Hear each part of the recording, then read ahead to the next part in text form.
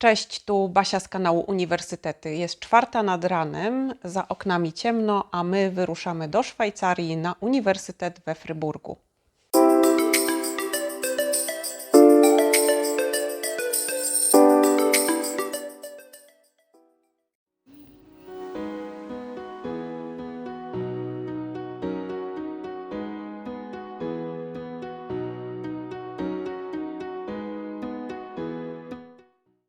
Wylądowałam w Zurychu, teraz czekam na moją koleżankę, która jest wykładowczynią na Fachhochschule Nordwestschweiz, a z którą to spotykam się na kawę w Zurychu, a potem dalej jadę już do miejsca docelowego, do Fryburga.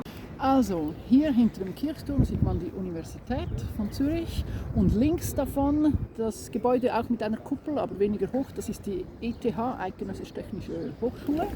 Und wenn du dann nach rechts gehst, da sieht man das Großmünster und dahinter heute ausnahmsweise die Schweizer Alpen. Mit sehr guter Die Schweizer Alpen, super.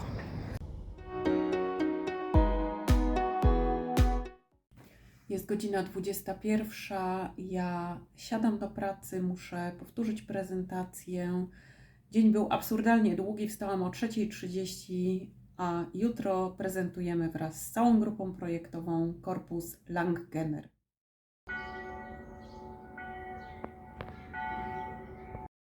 Uniwersytet we Fryburgu założony został w 1889 roku.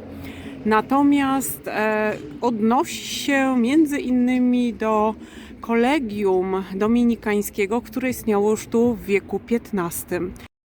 Uniwersytet Fryburski posiada obecnie 5 fakultetów, na których zajęcia oferowane są w sposób dwujęzyczny w języku niemieckim i w języku francuskim, co jest na pewno dumą tego uniwersytetu. Pierwszymi fakultetami było tutaj prawo i literaturoznawstwo. Bardzo szybko też dołączyła teologia i jest to w chwili obecnej najsłynniejszy wydział teologiczny w całej Szwajcarii i studenci studiujący teologię katolicką zjeżdżają tutaj z całego kraju. Jednym ze słynniejszych absolwentów Uniwersytetu Fryburskiego był Ignacy Mościcki. Obecność uniwersytetu bardzo mocno zaznacza się w mieście Fryburg, dlatego że 10 000 studentów i 2000 pracowników to olbrzymia liczba, biorąc pod uwagę, że sam Fryburg ma tylko 40 000 mieszkańców. Dlatego też na stronach Uniwersytetu Fryburskiego znajdziemy taką informację, że nie ma jako takiego kampusu tego uniwersytetu, mimo że oczywiście tu, gdzie się znajdujemy, znajduje się wiele budynków uniwersyteckich, nieopodal też akademiki. Natomiast na tych stronach jest napisane, może trochę też tak dla żartu, że kampus to miasto Fryburg. Instytut Wielojęzyczności powstał w 2008 roku. Jest to instytut, który prowadzony jest z ramienia Uniwersytetu Fryburskiego oraz Wyższej Szkoły Pedagogicznej, w której budynku dzisiaj się tu znajdujemy. Tu będziemy miały też nasz dzisiejszy wykład. Zaprosił nas natomiast profesor Bertele, który jest szefem instytutu i który też jest pracownikiem Uniwersytetu Fryburskiego. Einen prototypischen Sprecher oder eine prototypische Sprecherin festzulegen. Und sie waren... Und wer hat mit der linken Kampagne alles war alles. Śniadanko w kawiarni Lind. Właśnie biegnę na kolejną poranną sesję w Instytucie Wielojęzyczności. Dzisiejsze warsztaty przygotowałyśmy w ramach naszego projektu Langgenner. Mam wrażenie, że jeszcze Wam do tej pory o tym projekcie nie opowiadałam. Jest to projekt, który dotyczy pokoleniowego zróżnicowania języka w mniejszości niemieckiej zamieszkałej w Polsce oraz ich dzieci, które wyemigrowały do Niemiec. Badałyśmy w nim zarówno tą stronę lingwistyczną, kontaktu językowego, jak i socjolingwistyczną. I tutaj właśnie w Centrum Wielojęzyczności przedstawiałyśmy zarówno nasz projekt, jak i organizowałyśmy warsztaty, które tego projektu i sposobu też badania terenowego i tworzenia korpusu dotyczą.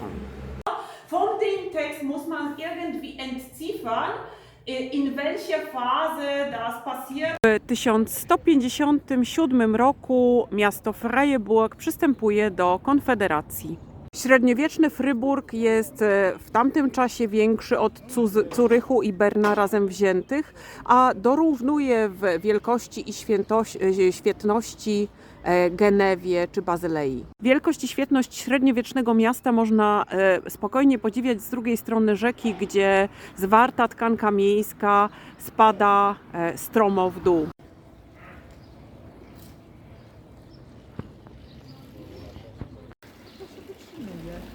Znajdujemy się w centralnym punkcie Fryburga, Starego Miasta. Przed nami ratusz staromiejski z piękną, zabytkową studnią i fontanną. To tu sięgają początki Fryburga, to tutaj była pierwsza osada. Katedra w Fryburgu, datowana na XII wiek. Ciekawostką, którą znajdziemy w katedrze świętego Mikołaja, są secesyjne witraże. A mianowicie w 1895 roku zlecono wykonanie tych witraży, 13 witraży, i te witraże zostały wykonane przez nikogo innego jak młodego wtedy Józefa Mehofera.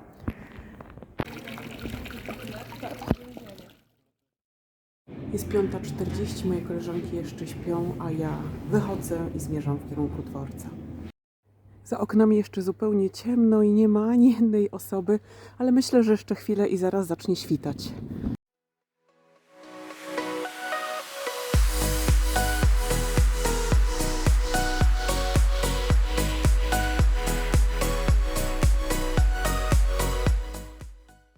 Starając się podsumować mój pobyt we Fryburgu i we Szwajcarii, muszę powiedzieć, że jest to bardzo czysty, bardzo uporządkowany, bardzo przyjazny kraj i przede wszystkim fantastyczni ludzie, którzy są niezwykle otwarci, niezwykle pomocni, niezwykle wychodzący naprzeciw drugiemu człowiekowi. Zaskoczyła mnie troszeczkę sytuacja językowa w Fryburgu, bo pomimo, że wiedziałam, że jest to region frankofoniczny, to nie spodziewałam się, że dwujęzyczność ograniczy się praktycznie do uniwersytetu i urzędów. Jeżeli chodzi o miasto, to na mieście ludzie zdecydowanie mówią po francusku, z niemieckim jest dużo, dużo gorzej.